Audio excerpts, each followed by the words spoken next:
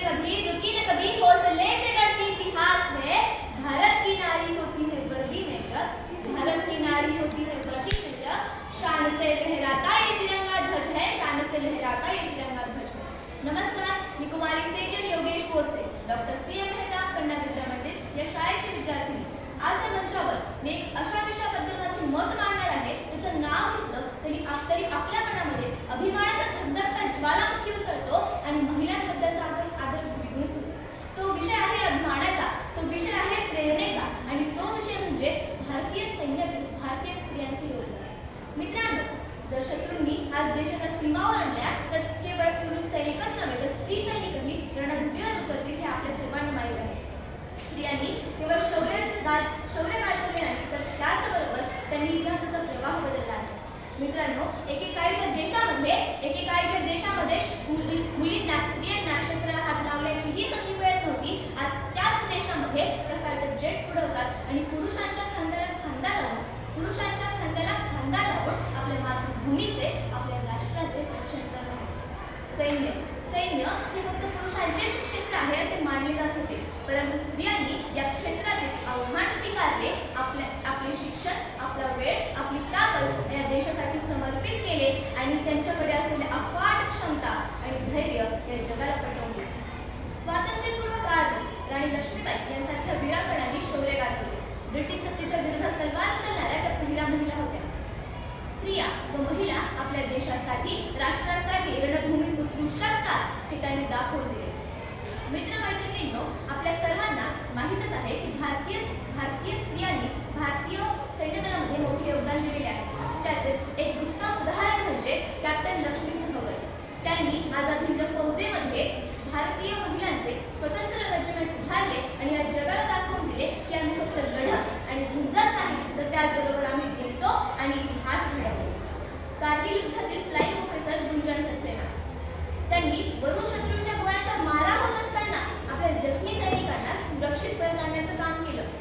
अशा अनेक महिला आहेत ज्या आता मोठ्या सैन्यातील मोठ्या व उच्च पदापर्यंत पोहोचलेल्या आहेत। पण मित्रमैत्रिणींनो, त्यांचा हा प्रवास एवढा सुखकर होता का? नाही, त्यांना अनेक आव्हानांना सामोरं जावं लागलं, त्यांना अनेक अडचणींना तोंड द्यावं लागलं। केवळ शारीरिक परीक्षाच नव्हे तर त्याचबरोबर सामाजिक, मानसिकता, लिंगभेद आणि कामाच्या ठिकाणी असलेल्या अडचणींना त्यांना सामोरे जावे लागले।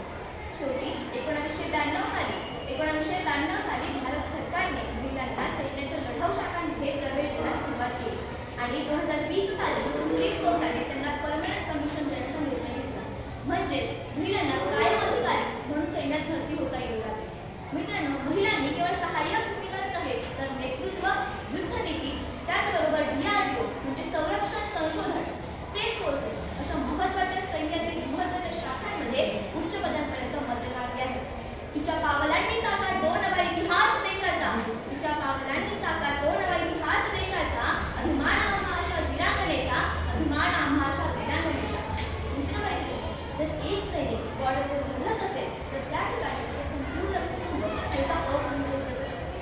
पण जर तीच व्यक्ती आई, बहीण किंवा मुलगी असेल तर तिचं समर्पण, तिचा त्याग त्यामुळेही मोठा असतो।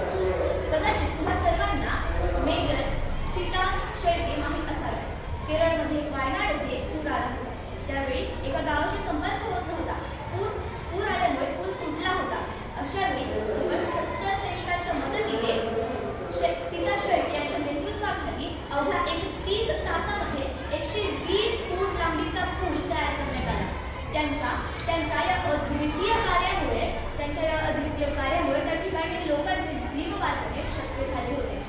मित्रमैत्रिणी, आपल्या सर्वांना माहीतच आहे, भारतभूमी ही संतांची, थोरांची आणि वीर स्त्रियांची जननी आहे। आपल्या भारतभूमीमध्ये स्वातंत्र्य, एकता, समता ही भिनलेली मूल्ये आहेत। त्यामुळे आपणही आपल्या बहिणींना, आईंना, मैत्रिणींना, मुलींना कोणत्याही व्यासपीठावर, कोणत्याही क्षेत्रामध्ये झेप घेण्याची मनोबळ व पाठबळ दिले पाहिजे। मित्रमैत्रिणींनो, भारतातील स्त्रियांनी हे सिद्ध केले आहे की त्या केवळ संस्काराची शाळा नसून त्याचबरोबर भारत मातेच्या शौर्याची ढाल आहे, आणि अशी ढाल ज्या ढालीमुळे आज भारत देशाचा झेंडा डौलाने फडकत आहे। मित्रमैत्रिणींनो, आपल्या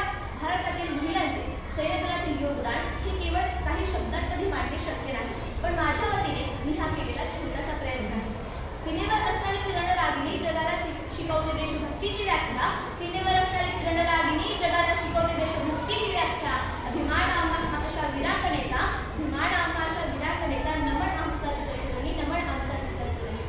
या ठिकाणी संयोजकांनी व आयोजकांनी मला बोलण्याची संधी दिली त्याबद्दल मी त्यांचे आभार मानते. जय हिंद, जय भारत.